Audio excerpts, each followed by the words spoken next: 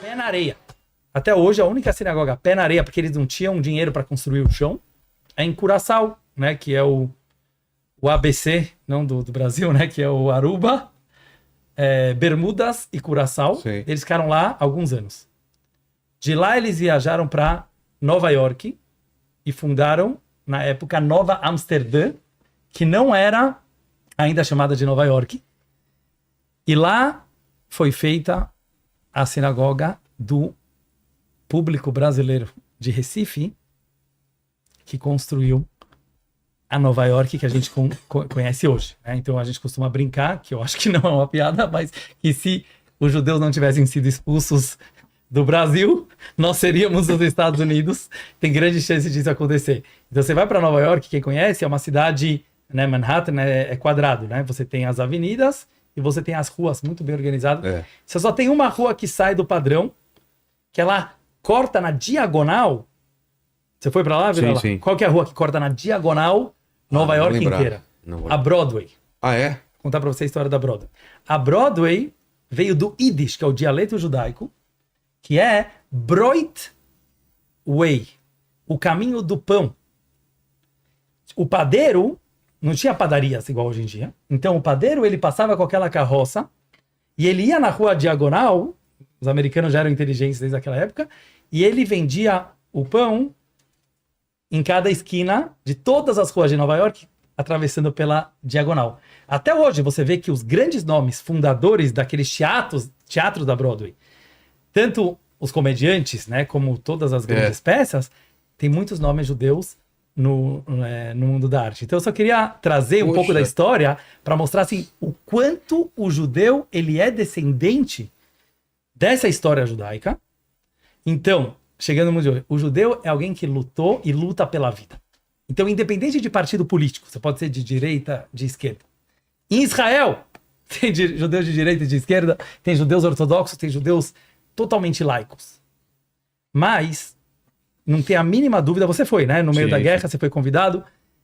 Fui antes não também. Existe... Me corrija se eu estiver errado, Vila. Até como não judeu, que é legal a gente ouvir uma opinião de fora, digamos assim.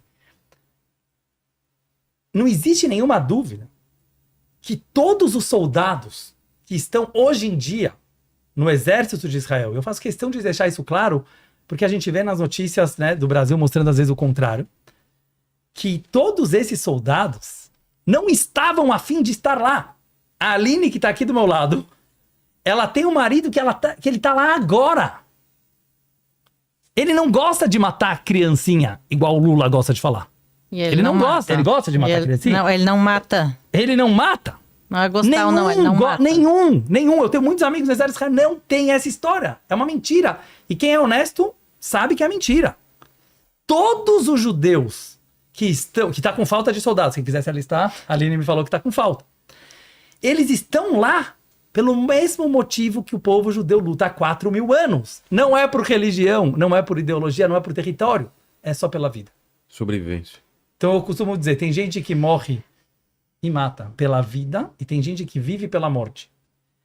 Todo mundo, posso botar minha mão no fogo, que tá no exército de Israel hoje em dia, todos, desde o barbudo ortodoxo até o laico, ele não estava afim de estar lá. Ele tinha uma vida. Ou ele tinha um business em Tel Aviv de high-tech, com a maior tecnologia do mundo. Ou ele estava passeando pelo mundo depois de 3 anos de exército, querendo conhecer o Brasil e Morro de São Paulo e o Rio de Janeiro. Ou ele queria estar estudando Torá e religião. Ou queria estar em casa com a mulher e os filhos. A maioria tem 3 filhos, crianças, e ele queria estar lá.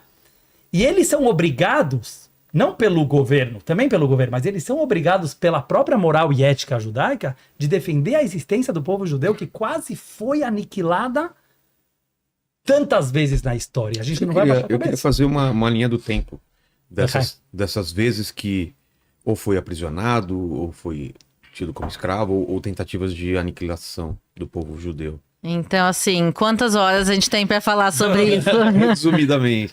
Não, então...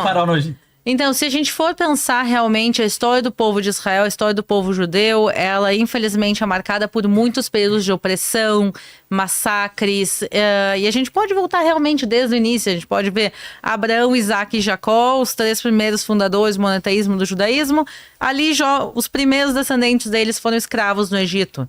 Então a gente pode ver que assim, as primeiras gerações estavam em liberdade, depois teve a época da escravidão no Egito, e teve muitas épocas depois realmente no mundo antigo de conquistas e opressões. A gente vai falar dos assírios, dos babilônicos, dos gregos, dos romanos, e a pergunta é o porquê.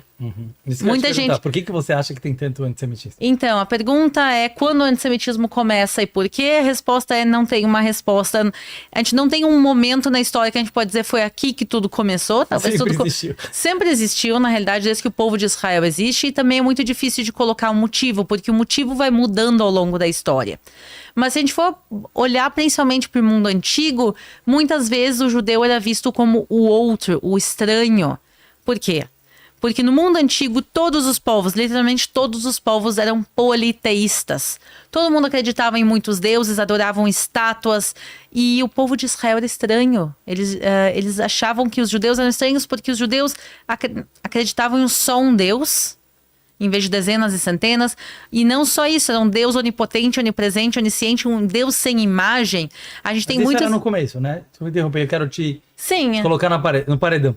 Quer dizer, isso era no começo. Isso mas a gente aí o cristianismo e o islamismo também concordo. Não, isso a gente tá falando, a gente tá lá pra trás, na época dos romanos e dos gregos, e a gente tem registros antigos que falam, descritos do que os gregos e os romanos pensam de Israel e dos judeus, e tu vê o que eles escrevem, eles ficavam perplexos com várias coisas, às vezes eles se questionavam se os judeus tinham fé. Porque para eles, o que é fé? A fé é ter uma estátua e orar para essa estátua. E muitas vezes eles diziam, os judeus não têm fé, os judeus não acreditam em nada porque eles não têm nada dentro dos templos. Nada visível. Nada visível. Para eles era uma coisa muito estranha. Outra coisa também, eles chamavam os judeus de preguiçosos. Por quê? Não trabalhava no sábado. Porque não trabalhava no sábado. No mundo greco-romano, se trabalhava 7 dias por semana. E os judeus eram o único povo que parava uma vez por semana para trabalhar. Então, para eles era estranho.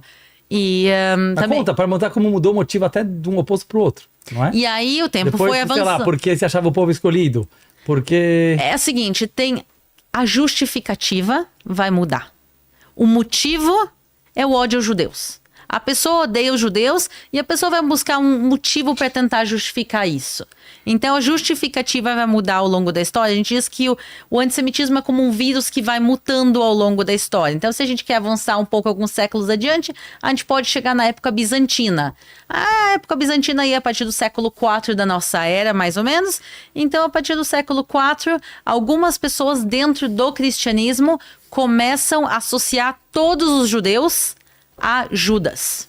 Então dizem os judeus são Judas, são traidores de Jesus, os judeus que mataram Jesus, e eles simplesmente esquecem do fato de Jesus ser judeu. Jesus era judeu, Pedro era judeu, Paulo era judeu. Quer dizer, o judeu mais famoso da história. Exatamente. Tem 5 judeus, só fazer uma piada. 5 judeus, fazer um recreio. 5 judeus mais famosos da história. Vê lá, essas tem que saber. Tá. Que mudaram a história. Piada séria. Fala, Tuti, o que é que você tá balançando a cabeça aí? Não, nada. Tá bom, então. Deixa ele perguntar depois. Moisés falou, a lei é tudo. Veio Jesus e falou, o amor é tudo. Veio Marx e falou, o Estado é tudo. Veio Freud e falou, sexo é tudo. Veio Albert Einstein e falou, tudo é relativo. História da humanidade. Tudo é relativo. Todos foram judeus. Até Jesus. Sim. Exato. E aí o que acontece? Justamente, as pessoas esquecem o fato de Jesus ser judeu, esquecem o fato dos primeiros discípulos de Jesus serem judeus, as pessoas que escreveram o Novo Testamento eram judeus, na sua grande maioria. Quer dizer, eles esquecem tudo isso e dizem, não. que mataram Jesus. Não, os judeus não, vamos esquecer de todos. Esses aqui não eram judeus. O único judeu era Judas. E começam a associar todos os judeus a Judas e a criar essa associação religiosa, muitas vezes até por desconhecimento da própria, ou má vontade com a Bíblia, porque Jesus fala também, está escrito em João capítulo 10, quer dizer que ele se entregou. Se ele se entregou, ele deu a vida dele, quer dizer, ninguém matou ele diretamente. É meio contraditório. Então, mas eles acabam assim, não, Pôncio Pilatos não fez nada, vamos esquecer o fato que Jesus queria se entregar, que ele aceita tudo isso, vamos colocar a culpa de todos Mas os por que você acha, Aline? Eu tô falando assim, a gente não programou nada. É até legal, 2 judeus discutindo.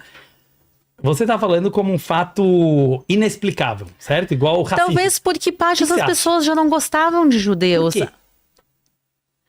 Eu Quem tenho uma é- opinião, mas assim, eu quero ouvir a tua. Não, a gente vai olhar muitas dessas pessoas que tinham esses conceitos, eles cresceram dentro do mundo greco-romano, que era um grupo que já não gostava de judeus originalmente. Então, esse mesma falta de amor aos judeus, esse ódio aos judeus que eles já tinham internalizado, eles agora não podem mais usar a justificativa do politeísmo, porque eles deixam de ser politeístas. Mas eles vão agora pegar isso e realmente usar na fé deles. Então, o fato é que o motivo eles odiavam aquelas pessoas por serem judeus e eles estavam buscando uma nova justificativa. Sabe, eu vou falar um pensamento, né? Que assim, que é uma questão. Porque você pega, por exemplo, o racismo, né? Que é totalmente inexplicável, né? E é um preconceito, como todo preconceito. Mas, tipo assim, o cara não gosta de negro.